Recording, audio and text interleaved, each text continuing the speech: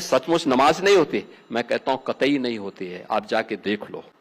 प्यार से मानेंगे ठीक बात है, नहीं मानेंगे तो दूसरा तरीका अपनाएंगे। हमारा काम है संवाद बनाना। आप संवाद से मानेंगे, संवाद से, नहीं तो संघर्ष से भी देख लो। बरेली में लोगों ने हाथ आजमाने का कार्य किया, देख लिया ताकत। आज हम खुलकर बात करने वाले हैं उत्तर प्रदेश के मुख्यमंत्री योगी आदित्यनाथ के ताजा बयान की, जो साफ तौर पर मुसलमानों को निशाना बनाता दिख रहा है। योगी जी ने कहा, सड़क पर नमाज नहीं होगी, अगर नमाज पढ़नी है तो शिफ्ट में कर लो, बारी बारी से। प्यार से मान जाएंगे तो ठीक, नहीं मानेंगे तो दूसरा तरीका अपनाएंगे। दोस्तों, ये बयान कितना एक तरफा और नफरत भरा है। योगी आदित्यनाथ हमेशा मुसलमानों के खिलाफ ही बयान देते हैं, सड़क पर नमाज का मुद्दा उठाते हैं, लेकिन कांवड़ यात्रा के दौरान सड़कें पूरी तरह जाम हो जाती हैं, ट्रैफिक थम जाता है, एम्बुलेंस फंसती है, आम आदमी परेशान होता है, उस पर कभी एक शब्द नहीं बोलते।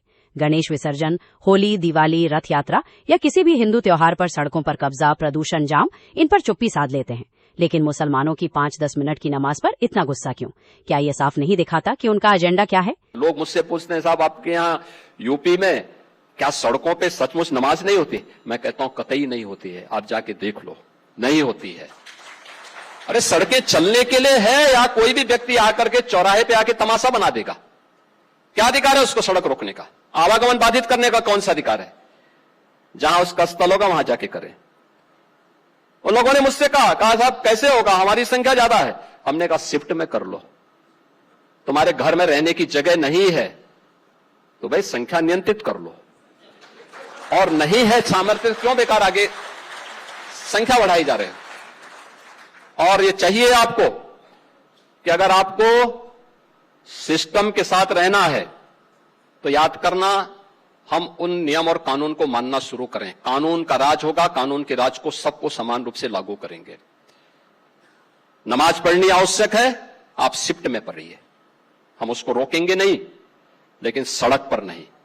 सड़क चलने के लिए एक आम नागरिक के, एक बीमार व्यक्ति के लिए, एक आम नागरिक के लिए, एक कामगार के लिए, एक कर्मचारी के लिए, एक सामान्य नागरिक के लिए, एक व्यापारी के लिए हम सड़क को बाधित नहीं करने देंगे। सरकार का नियम सार्वभौम है, सबके लिए समान रूप से लागू होता है। हमने सबको कहा, हमने कभी नहीं चलने देंगे, अराजकता नहीं सड़कों पे फैलने देंगे। प्यार से मानेंगे ठीक बात है, नहीं मानेंगे तो दूसरा तरीका अपनाएंगे।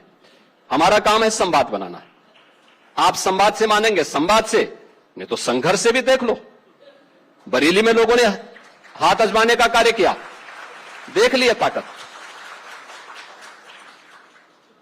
इसलिए सरकार उन सिस्टम के साथ पूरी व्यवस्था को जोड़ना चाहती है।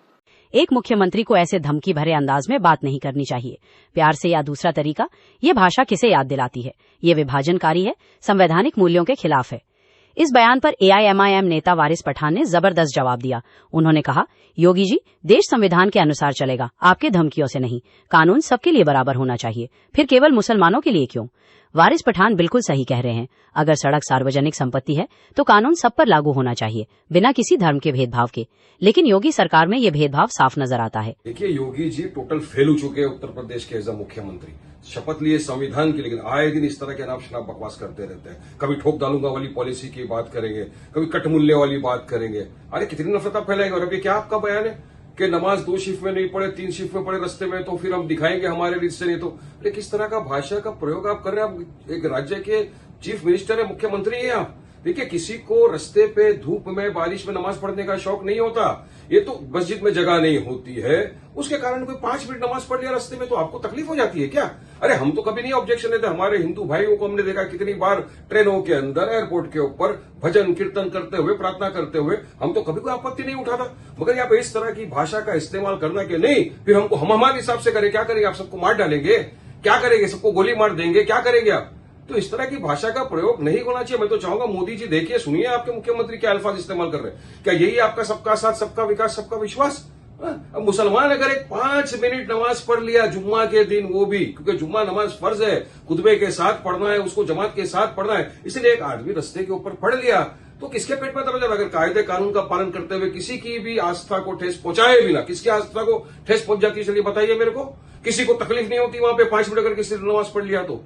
यहाँ आप नहीं करते क्या? ये कावड़ यात्रा निकालते, हम तो कभी आपत्ति नहीं उठाते, ऑब्जेक्शन नहीं उठाते कि इतना रास्ता को घेर लिए, रास्ते पे ट्रैफिक जाम कर लिए। तो यही हो रहा है ना। संविधान इक्वलिटी की बात करता है, जितना अधिकार योगी का है उतना अधिकार वारिस पठान का है इस देश के ऊपर। कानून सबके लिए बराबर लागू होना चाहिए, सबके ऊपर बराबर लागू होता है। अगर एक ही समुदाय को टारगेट करना, उसके खिलाफ नफरत फैलाना, मैं समझता हूं सरासर गलत बात है ये। और इस तरह की धमकी देना एक चीफ मिनिस्टर को शोभा नहीं देता। हम चाहेंगे मोदी जी इस बात का संज्ञान लेना चाहिए इसको। दोस्तों, एक राज्य के मुख्यमंत्री का मुख्य मिशन क्या होना चाहिए? नफरत फैलाना या आम आदमी की समस्याओं पर काम करना? सड़क, पानी, बिजली, रोजगार, शिक्षा, स्वास्थ्य, महंगाई, ये मुद्दे योगी जी की जुबान पर क्यों नहीं आते? यूपी की इकोनॉमी को कैसे मजबूत करें, युवाओं को नौकरियां कैसे दें, किसानों की आय कैसे बढ़ाएं, इन पर फोकस क्यों नहीं? लेकिन हर बार मुसलमानों के खिलाफ बयानबाजी। ये विकास की राजनीति नहीं, नफरत की राजनीति है। एक अच्छा नेता सबको साथ लेकर चलता है, न कि एक समुदाय को बार बार टारगेट करता है। आपकी क्या राय है इस मुद्दे पर? क्या एक मुख्यमंत्री को ऐसे विभाजनकारी और धमकी भरे बयान देने चाहिए, या फिर उनका फोकस पब्लिक की ग्रोथ, विकास और रोजगार पर होना चाहिए? कमेंट सेक्शन में अपनी राय जरूर लिखें।